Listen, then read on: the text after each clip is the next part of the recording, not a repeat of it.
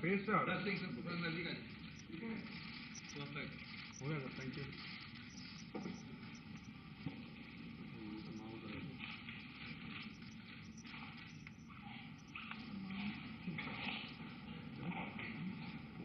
मेरा विनम्र निवेदन है माननीय धर्मेंद्र प्रधान जी से कि आप संबोधित करें। माननीय धर्मेंद्र जी। धन्यवाद संजय जी। मित्रों, मैं भारतीय जनता पार्टी में औपचारिक रूप में आदरणीय श्री आरसीपी सिंह जी को स्वागत करता हूं। आरसीपी सिंह जी आज से प्रधानमंत्री नरेंद्र मोदी जी की नेतृत्व में, आदरणीय जगत प्रकाश नड्डा जी की नेतृत्व में भारतीय जनता पार्टी की एक कार्यकर्ता के नाते काम करेंगे। मित्रों, संयोग से मेरा भी कुछ दिन बिहार से संपर्क रहा। मैं बिहार की भारतीय जनता पार्टी की कार्यकर्ता के रूप में काम किया, जिसके बारे में संजय जी ने उल्लेख किया।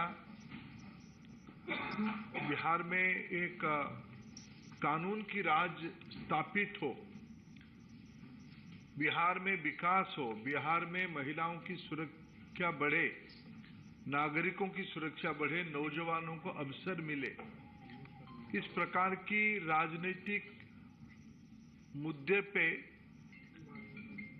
अटल जी की मार्गदर्शन में, स्वर्गीय जॉर्ज फर्नांडिस की मार्गदर्शन में एक राजनीतिक गठबंधन हुई थी। आज की बिहार को पटरी में रखने के लिए उस गठबंधन की बड़ी भूमिका रही। कई दिनों तक हम लोगों ने उस एक्सपेरिमेंट को चलाया, लेकिन उस एक्सपेरिमेंट को अपने निहित राजनीतिक उद्देश्य से, अपने निजी राजनीतिक एम्बिशन को चरितार्थ करने के लिए बिहार की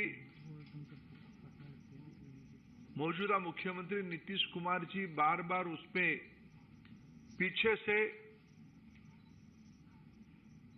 छुराघात करते रहे। तभी जब हम काम इकट्ठा करते थे, हम रामचंद्र बाबू जी से बातचीत भी करते थे।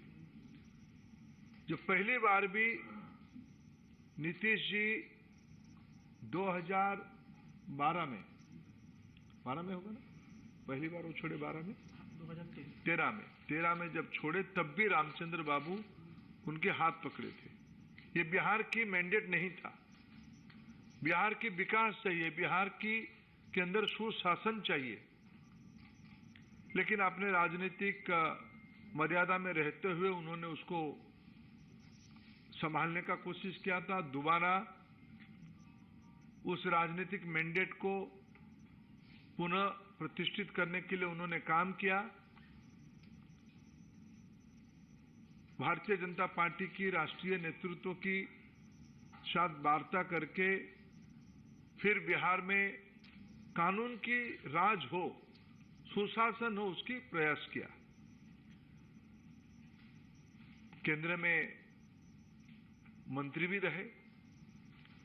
मंत्री रहने के पहले भी मैं जितना रामचंद्र बाबू को जानता हूं, कुछ विषय में रामचंद्र बाबू अपने आप एक मूल्यों के साथ खुद को बार बार जोड़ा। संसद कई प्रकार की विचार की एक मंच होता है। मैंने रामचंद्र बाबू को भाषण करते हुए बार बार देखा। इस देश के बुनियादी मुद्दों पे, विशेष करके किसानों के मुद्दे पे, पूर्व भारत के मुद्दे पे, देश की पिछड़े समाज की हितों की रक्षा करने के मुद्दे पे और राष्ट्रीय स्तर पे सरदार वल्लभ भाई पटेल की अस्मिता के बारे में कभी भी बात हो, कभी भी चर्चा हो, उसमें रामचंद्र बाबू मुखर होते थे। उस समय में वो दल नहीं दिखते थे, एक कॉज के साथ खुद को आइडेंटिफाई करते थे।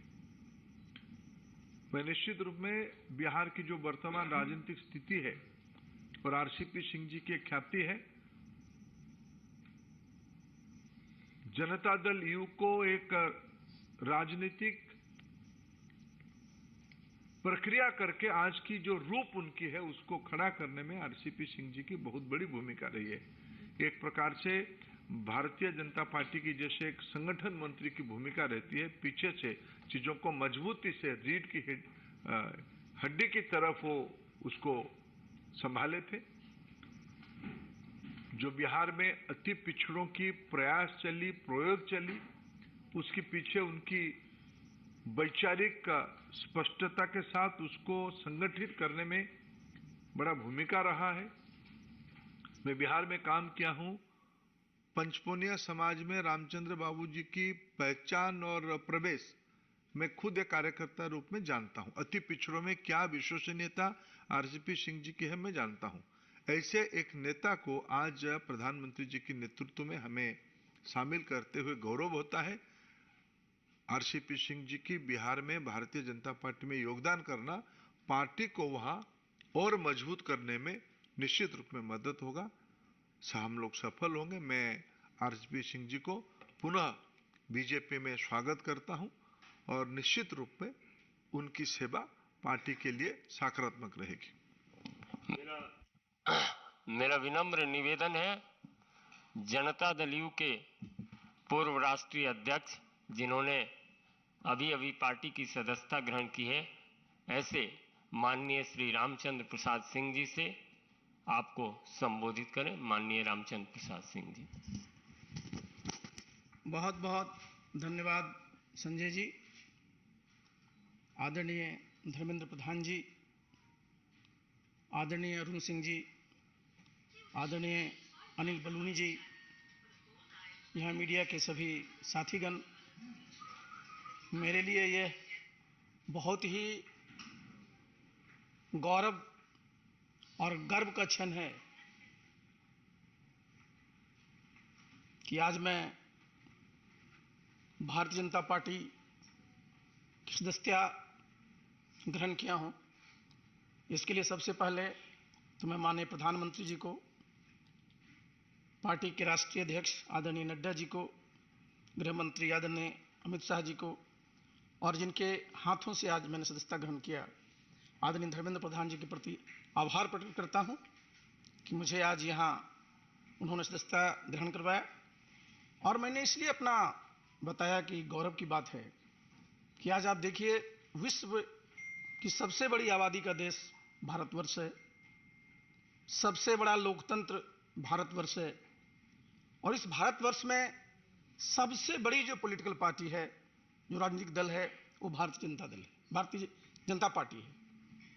और इसकी सदस्यता ग्रहण करने में सचमुच अपने आप में एक गौरव महसूस होता है।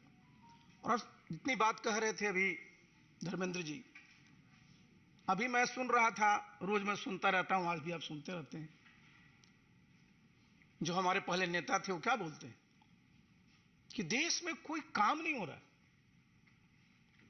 हमने कई बार उनको आईना दिखाने की कोशिश की कि अगर कोई काम नहीं हो रहा है तो नीतीश बाबू ये बताएं कि आज भारतवर्ष दुनिया में 5वीं सबसे बड़ी अर्थव्यवस्था है। ये कैसे हुआ? ऐसे तो नहीं हुआ। आज अभी मैं आया यहां, उसके पहले मैं देखा मुंबई में उनका प्रेस कॉन्फ्रेंस चल रहा है, बड़ी बड़ी बातें कर रहे हैं। गए किस काम के लिए? जरा सोचिए कि देश कहां चला गया और बिहार आज भी कहां। पहले क्या बात करते थे वो?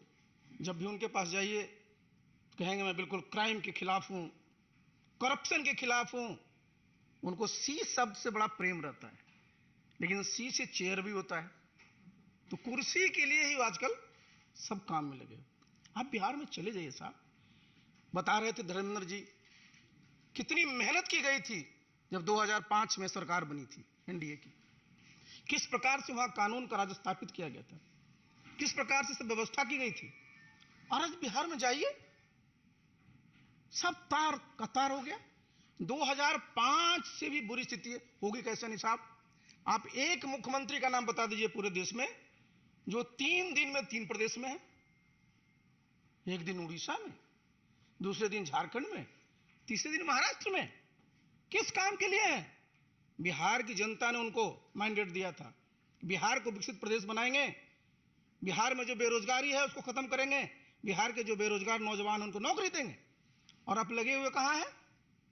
कहते हैं साहब मैं तो सबकी एकजुटता कर रहा हूं, विपक्षी एकता कर रहा हूं।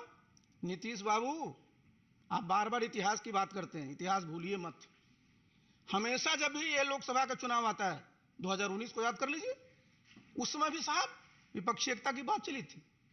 2019 में आप देखिए यूनाइटेड इंडिया करके रैली कितनी बड़ी बड़ी हुई थी, लेकिन आप क्या एकता करिएगा? आपका नेता कौन है? बिना नेता को एकता होता है क्या? नेतृत्व कौन करता है? और इस देश का जरा दुर्भाग्य देखिए साहब, जब 1989 के बाद से देखिए 2004 तक कितने प्रधानमंत्री हुए, कितने वर्षों में देश की स्थिति क्या हो गई? देश का सोना भी बाहर गिरवी रखना पड़ा था। और आज भारत G20 का प्रेसिडेंट है। मैंने जैसे पहले भी कहा, 5वीं आर्थिक पावर है, और प्रधानमंत्री जी ने इस देश की एक पहचान दुनिया में दिया है। तो ये गौरव का सबके लिए विषय है। लेकिन किस काम में लगे हुए? बिहार को आगे नहीं ले जाना है, बल्कि जो मैं बार बार कहता हूं कि लोग उनको बोल देते हैं पीएम। तो मैं इस बात को कहा था कि नीतीश बाबू अब पीएम थे, पीएम हैं और पीएम रहिएगा। लेकिन पीएम का मतलब क्या होता है? पी मतलब पलटी, एम मतलब मार। पहचान क्या बनी है? बताइए साहब, कितने बार आपने विश्वासघात किया है? तो ऐसे साहब समाज का और देश का कल्याण नहीं होता है। तो मैंने इन सब चीजों के मद्देनजर मैंने तय किया कि मैं उस पार्टी का मैं राष्ट्रीय अध्यक्ष भी था।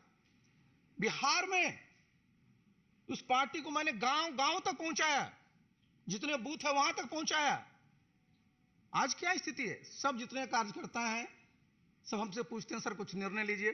आज निर्णय हुआ है, आप देखिएगा बिहार में नीतीश बाबू का कुछ नहीं बचेगा जी। अपने रहेंगे, उनके राष्ट्रीय अध्यक्ष रहेंगे, और जिसको मैं भुंजा पार्टी कहता हूं वो रहेंगे। बाकी सारा का सारा बिहार चाहता है कि केंद्र में जिस प्रकार से आदरणीय नरेंद्र मोदी जी देश के गरीब लोगों के लिए काम कर रहे हैं, उसी प्रकार से बिहार में भी काम हो। अब वो बताते हैं कि साहब गरीबों को कोई काम नहीं होता। भाई प्रधानमंत्री किसान सम्मान निधि योजना में तो गांव में रहता हूं, इस्तीफा देने के बाद अपने गांव में रहता हूं। किसी समाज का हो, किसी धर्म का मानने वाला हो, सबके खाते में 6,000 रुपया जा रहा है कि नहीं जा रहा? सबको महीने में प्रति व्यक्ति 5 किलो अनाज मिल रहा है कि नहीं मिल रहा है? ये क्या है नीतीश बाबू? ये साधारण उपलब्धि है। तो इसलिए साथियों, इन सब चीजों को देखते हुए मैंने सोचा कि जब आप फिर से वहीं पहुंच गए हैं, फिर से इनका क्या था? नीतीश बाबू का पूरा वजूद क्या था? इन्होंने संघर्ष के खिलाफ किया था, आरजेडी के खिलाफ, और आज उन्हीं गोद में बैठे हुए हैं और कह रहे हैं आजीवन वहीं रहना है। तो मेरे ऐसा व्यक्ति के पास आस्था क्या था? मैंने 6 अगस्त को इस्तीफा दिया था, और आज 11 मई को मैंने भारतीय जनता पार्टी की सदस्यता ग्रहण की है। बस भगवान से मैं यही प्रार्थना करूंगा, मुझे ताकत दें और मैं पूरी अपने सामर्थ्य के साथ इस दल की, इस देश की और प्रदेश की सेवा कर सकूं। बहुत बहुत धन्यवाद।